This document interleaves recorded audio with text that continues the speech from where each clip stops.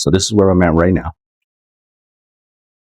I'm in the Newark Police Department, and we are retrieving a release so we can get our car because it got stolen on New Year's Eve. So somebody decided to bless us on New Year's Eve by taking our car. Sounds crazy, right?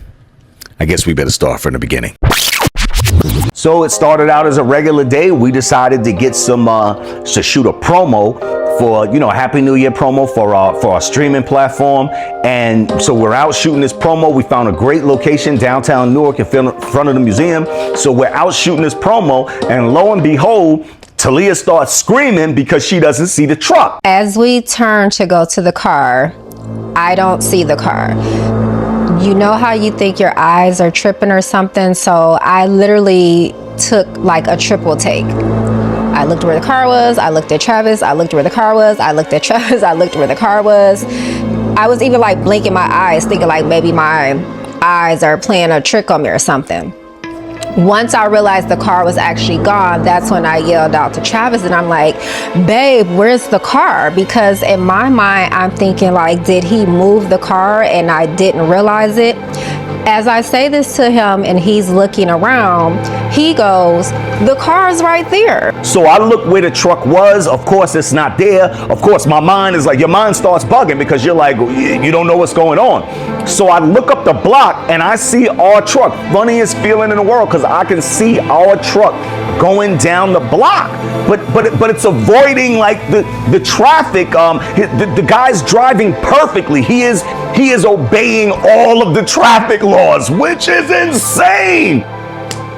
Travis took off for dear life. Like he was this close to the person in the car that when he disappeared around the corner and I wasn't seeing him anymore, I just knew in my heart and soul that he had caught this person. So here I am running at top speed. In my left hand, I have a fully rigged iPhone 17 Pro Max. It's got the filter on it. It's got a rig on it. It's got a cage and all of that. But I'm using it as a phone now, and I'm calling 911, and I'm running at top speed. Like I haven't run this quick since I was like in college. Like that's how fast I'm running.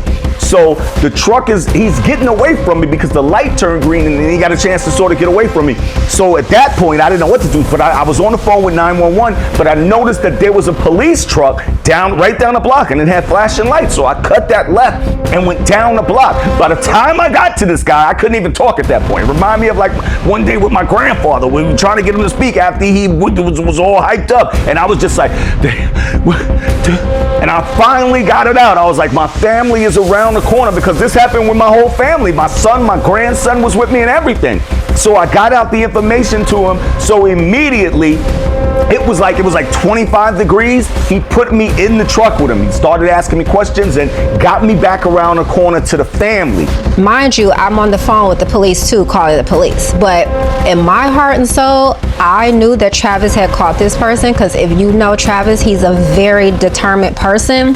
But also my heart dropped because I'm like, if he caught this person or these people, all I could visualize was him snatching them out of that truck and effing them up. You gotta know Travis. I was scared like he gonna jack them up. Anywho, as I'm sitting there, all of a sudden a police truck pulls up. I'm thinking it's the police cruiser from when I called the police. I see Travis in the car with a police officer. So come to find out, long story short, he had caught up with this officer, told him what was going on. We got in the car with the officer. The officer kind of was like riding us around, taking our story. The officer then puts out an APB.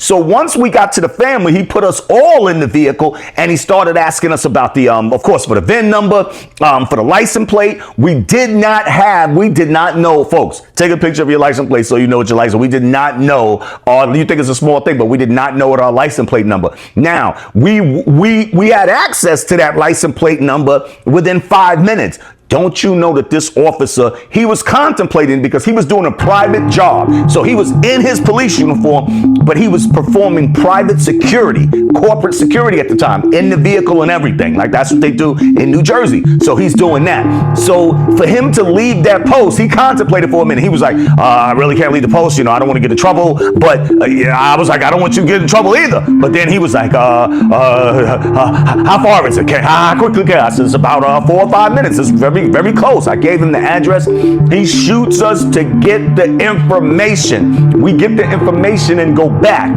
While he's doing this, he is now on his phone and he's on the computer. You know, the computer that they have in it. I am like his partner right now because I'm sitting in the passenger seat. My whole family is sitting in the back. Talia's in the back with the boys.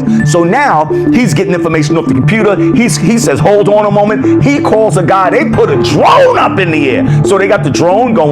He calls the guys back at base. They're doing a city camera thing. So all these city cameras for you criminals, of course, you know, they track you from block to block to block to block. So they got that on. So he's literally on the phone with these people on a speakerphone while he's on the computer, and they're giving him real-time information. Like, he starts talking to all his other fellow officers. They start pulling up the city cameras because in cities they have cameras that give you blow by blow. He was giving blow by blow. I mean, it was like we were in a movie. So he's on the phone with the guy. Well, first let me tell you, as he's getting the information, Travis is in the front with him like he's the second officer in charge. Me and the boys are in the back, and all I hear is the officer kind of look back and he goes, "Buckle up, boys." He looks back at the boys and says, "Buckle up, boys." I can hear my son and my grandson go, "Yeah!" Like, but they was like, "Yeah," like that, kind of like low, like they know that they're about to get into a potential car chase now. So they're not only are they in this vehicle, but and all this is going on, but now this guy hits the siren. And then next thing I know, my body's like, because the high-speed chase takes off. And we start rolling through the street. So he's getting the real-time information. They just turned left on First Street. They're on this. He's like, I got him, bro. And we're slinging side to side. And I just knew we were going to catch this car. I did in my mind said like, oh my God, it's about to go to F down, because I'm like, if we pull up on them, Travis is going to jump out. And again, he going to F these people up. And the officer gonna be jacking them up too. John, I'm going over there right now. Woo! You know what it is. And we're moving through I got the whole family in there. We're moving through the traffic right now. The drone starts to go. We're getting reports from all over. He is literally showing me. He's like, look, here, Travis, I'll show you that. I'll show you that. Listen, at a certain point, I thought I saw the truck. And I was like, hey, there it is right there. So he goes over. He goes over that way, but you know, his vision was better than mine. So when we got kind of close to it, he was like, that's not it, Travis. And I was like, disregard. I was a cop for like 5 minutes. Anywho, we go through all that, wasn't able to catch them. We go home. Of course, we're kind of bummed out. And we're just like, you know, at that point when we get home, we said, let's name 3 things that we are grateful for right now, because we knew in that moment, even though what was going on, we were still blessed. We had a home to go to. We had the financial means to get in an Uber and get back home. We were safe. Worst case scenario, we have insurance. So we go to bed that night kind of bummed out, but thankful. And then when we woke up in the morning, I could tell that Travis was really down. He was really bummed out. Like, if you know Travis, he felt very defeated in that moment because he couldn't catch the people, and he just felt very defeated. And I just, you know, I hugged him. I reassured him, like, babe, you know, everything's going to be okay. It's, you know, we'll be fine. Coming home that night when that happened was I felt bad. I felt kind of bummed out because it wasn't really over the car, but it was the fact that I failed everybody, you know. So I had I had my kids out there too, man. My son was out there, you know, watching me. My grandson was out there watching me. So, you know, I always, you know, I usually bring them home a W, but On that particular day, I couldn't do that. And if it changed our lives for that moment, it's, we had a couple of things in the car, but it's bigger than that. Like it put us in, or I felt like it put me in like a, losing position. Like I was losing, not only a possession, but I was losing, like a bit of my manhood, because I was really close to catching the car and I just couldn't deliver. We call the police station. Long story short, they transfer us and the person answered the phone and they're like, tow yard. So we're like, tow yard? I'm like, we're looking for our car that was stolen. So the guy's like, what's the license plate? We give him the license plate. He's like, we have your car. I scream, we get excited. We're like, they have our car, they have our car. So we're like, okay, the first blessing is started to roll in. We got the car. So we're like, let's get down here. We had to go down to the police station, do the clearance. So this is us at the police department, downtown Newark, actually getting the release form. First, you have to get a release form. So you get that release form, and then you have to go over to the yard. Now the yard is not, around the corner. It's not on the location.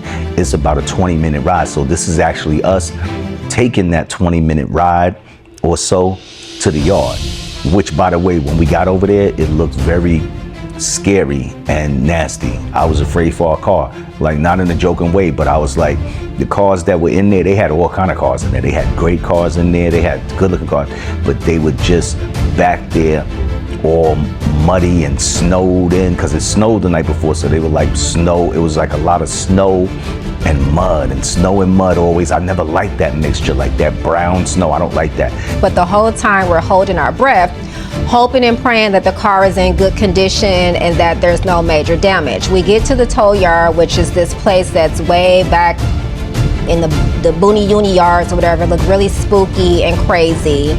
We get there, we get the car, we examine the car.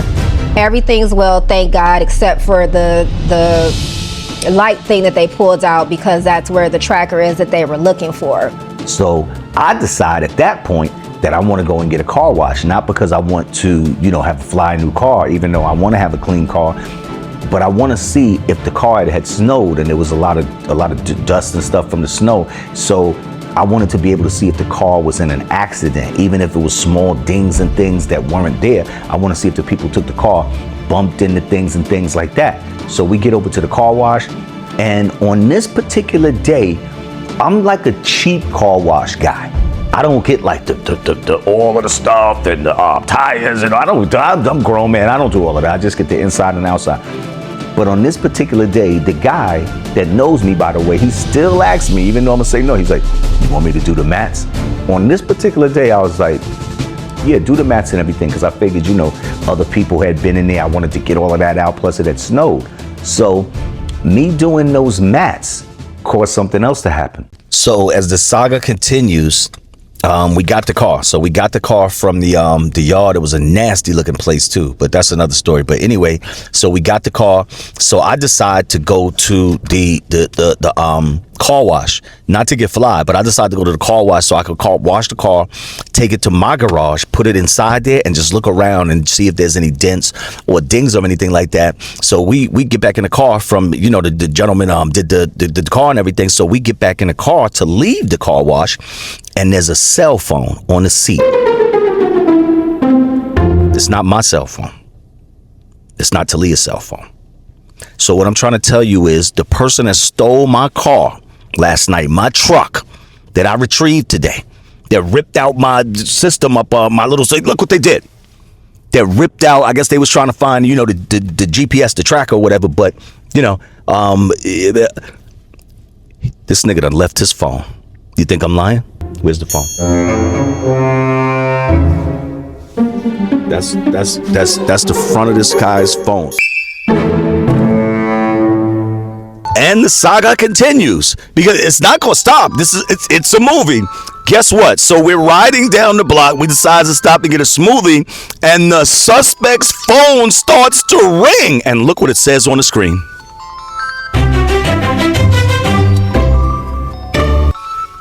For those of you that didn't see that, it says court in 30 minutes. Remember, this is what it says. It says, don't forget, court in 30 minutes. So that means that it's 1 o'clock now. So the person's saying they're supposed to be in court 1:30, or at least at some point today. This is unfucking believable. I figured that the suspect had worked so hard to get in trouble that I'd give him a little help. So I made my way back over to the SWAT team to revisit our new best friend and also leave him the suspect's phone. We'll keep you updated. So the moral of this story is, and the lesson in the story for us and everybody listening, is that listening to this story and what happened to us, it may seem like our New Year's Eve or New Year Day was going to be horrible and started off bad, but the reality is that our New Year started off with a lot of favor from God. Let me tell you something. Speaking about prayer warriors, when we were riding around through the streets, like trying to chase the car down, watching the city cams, my mother got on a speakerphone and said a prayer that would have took the devil himself down. And I just want to say thank you, Mom. And if anything, it's a testament to the favor and the miracle that God is going to work in our lives for 2026. We receive it, we are blessed, and we just take it as God has shown us what He is about to catapult and do for us in 2026. So with that, I'm sending that energy over to everybody, that may you be blessed and some of all this favor coming to you and yours life.